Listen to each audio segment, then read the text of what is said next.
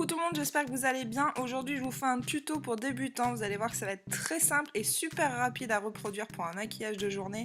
Donc c'est parti. Je commence tout d'abord avec ma Primer Potion, donc ça c'est une base à paupières, c'est important quand on a des fards qui chutent et c'est le cas avec la Naked 3. Donc du coup après je vais venir mettre mes lumières donc dans le coin interne et sous l'arcade avec un fard très clair. Donc vous pouvez aussi utiliser un fard irisé pour cette étape là. Je prends ensuite mon fard taupe que je vais appliquer en fard de transition, c'est-à-dire qu'il va faire la transition avec les fards que je vais appliquer ultérieurement, c'est pour ça qu'on appelle ça un fard de transition, et je viens le mettre dans mon pli palpébral et je l'étire vers l'extérieur pour agrandir au maximum mon regard. Et comme vous voyez, je fais la jonction avec mon ras de cils inférieur, vous voyez la jonction extérieure à cet endroit là, il faut toujours penser à faire le raccord en fait avec ces fards du haut et les fards du bas. J'enchaîne ensuite avec ce rose irisé qui est très joli, et d'ailleurs les filles, si vous êtes débutantes, les fards irisés c'est ce qui est le plus simple à estomper, c'est beaucoup plus facile qu'avec un fard mat. Et là je l'applique aux 3/4 de ma paupière mobile, donc j'évite le coin interne. Avec un pinceau crayon, je vais venir prendre un fard un petit peu plus foncé et intensifier l'extérieur de ma paupière mobile. En fait, je fais une forme de V en fait, vous voyez, c'est ce qu'on appelle le outer V, donc c'est une forme de V, une forme de banane aussi on appelle ça. Et je fais toujours ma jonction avec mon ras de cils inférieur.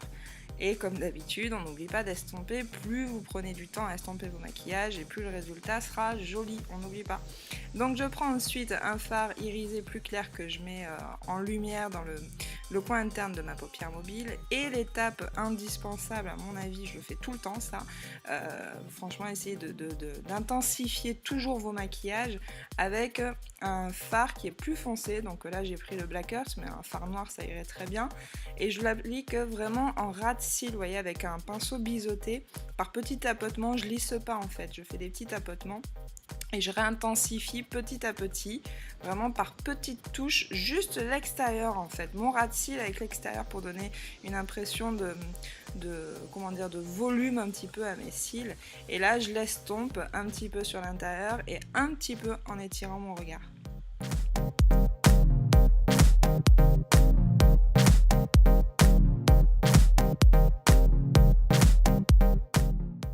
Je viens après mettre mon Drama Gel Liner de Maybelline, c'est un liner que j'adore, je vous le dis à chaque fois, il est vraiment très bien, il est mat, il est facile à appliquer, mais le mien là il est en train de sécher un peu, donc c'est un peu la galère parce que je l'avais laissé ouvert, mais il faut pas laisser ces pots là ouverts sinon ça sèche.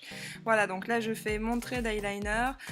Si vous n'êtes pas encore très doué avec l'eyeliner, évitez cette étape là et préférez un ras de cils avec un fard à paupières noir ou même un crayon noir, ce sera peut-être plus facile qu'avec un eyeliner. Je viens mettre mon mascara, mais moi j'ai triché, j'ai mis des faux cils parce que j'adore ça et surtout parce que j'ai les cils qui ont besoin d'une bonne cure en ce moment. Donc vous mettez votre mascara par dessus et voyez que vous avez un résultat qui est sympa pour un maquillage de jour, c'est rapide et c'est super facile à reproduire. Donc j'espère que ce tuto vous a plu, n'hésitez pas à mettre un petit pouce en l'air si c'est le cas. Vous pouvez également vous abonner à ma chaîne, je vous fais des gros bisous et je vous dis à bientôt, ciao ciao.